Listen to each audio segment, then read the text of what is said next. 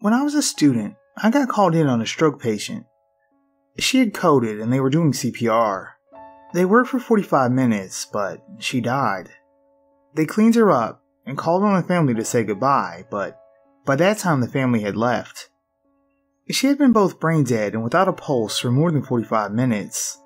Blood had filled her brain, and she was completely gray and started to smell. Suddenly, she sat up and called for her family. The nurses rushed to get monitors and equipment back on her. They started working on her again. She stabilized, said goodbye to her family, and promptly died a second time.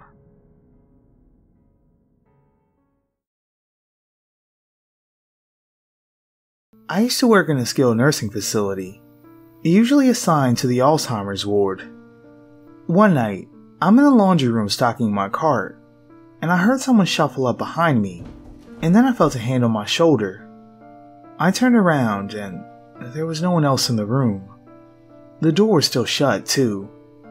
Another lady started to complain that a man was coming into her room at night. Again, Alzheimer's, so I didn't think much of it. So to reassure her, I told her I'd check on her throughout the night. She complained of this man for every night for 2 more weeks when I asked her to describe him to me. He's really handsome, and he wears a black suit. Oh, he's right behind you now, honey. That freaked me the fuck out. Of course, there was no one behind me. She died the next night in her sleep.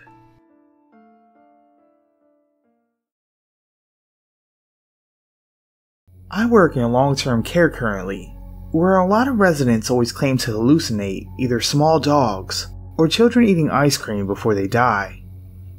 It's always facility specific too.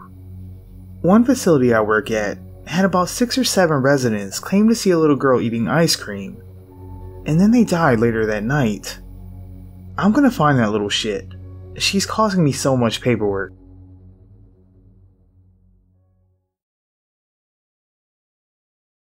I'm an RN, and while I was a student, I was caring for a lady who had end-stage renal failure, had a DNAR, do not attempt resuscitation, and was shutting down. We were having a little chat when she stopped, looked over my shoulder and said, "Bill's here, love. I've gotta go," and swiftly stopped breathing. I read her old notes, and Bill was her deceased husband.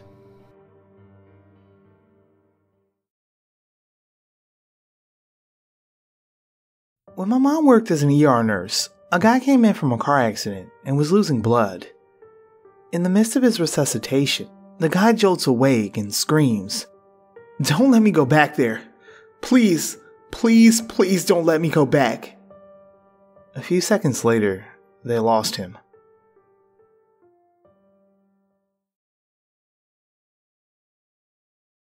A patient passed away during my shift.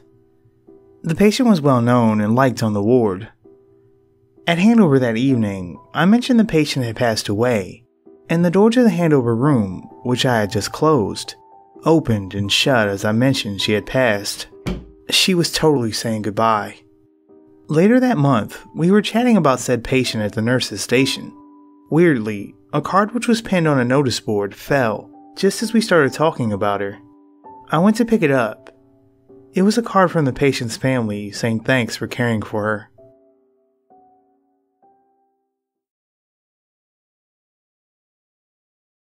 I was working overnight at a hospice.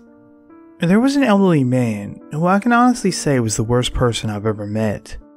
He was extremely unpleasant and would always curse and spit at nurses, especially those who weren't of his own race.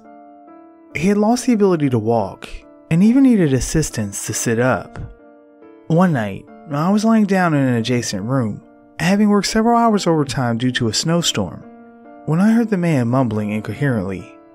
This was odd, as I had never heard him speak unless he was harassing the nurses.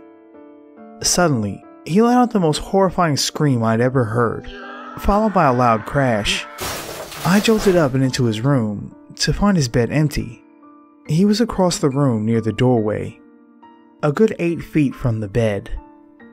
He was pronounced dead, and I quit 2 days later.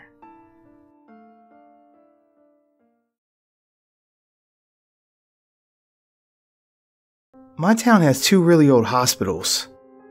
One no longer functions overnight, and the stories are unsettling. No one cleans the old ER alone, because all the lights and call bells go off. On other floors, there's a kid with his ball, a lady in a white dress, etc. A coworker was cleaning an entire floor by himself, and bounced between rooms because the cleaning solution stays wet for a few minutes. Upon returning to a freshly wiped bed, handprints were clearly visible.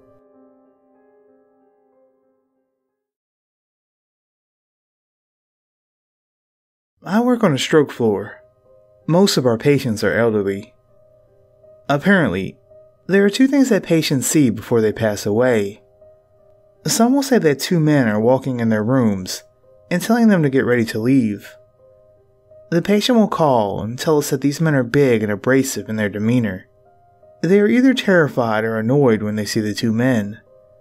The other thing they'll see is a little boy who will go into their rooms and try to wake them up. The boy is usually loud and runs around the rooms. The patients will call and ask who's letting their children just run around late at night. Several nights, or even that same shift, we're coding or cleaning the patient for the funeral home to pick up.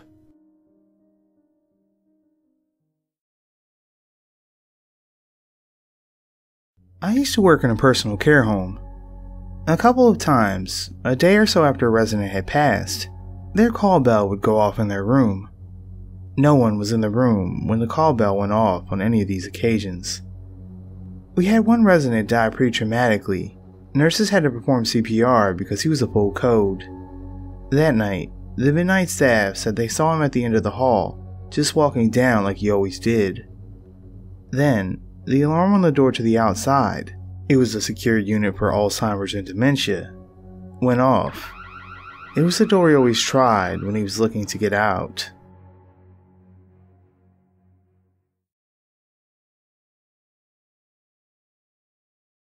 I work in a cardiovascular surgical ICU. We have a lot of fucked up people, both physically and mentally, that come through our unit. We had a stretch of nights where each corner room of our unit, it's a perfect square, reported seeing a cat walking around. Not a friendly cat either, apparently. The thing was hissing at them. The accounts were so similar to each other, we actually spent probably a half hour looking around for a cat, and then had security and plant ops come look as well. No cat was ever seen or found. 2 of those 4 patients coded the next day.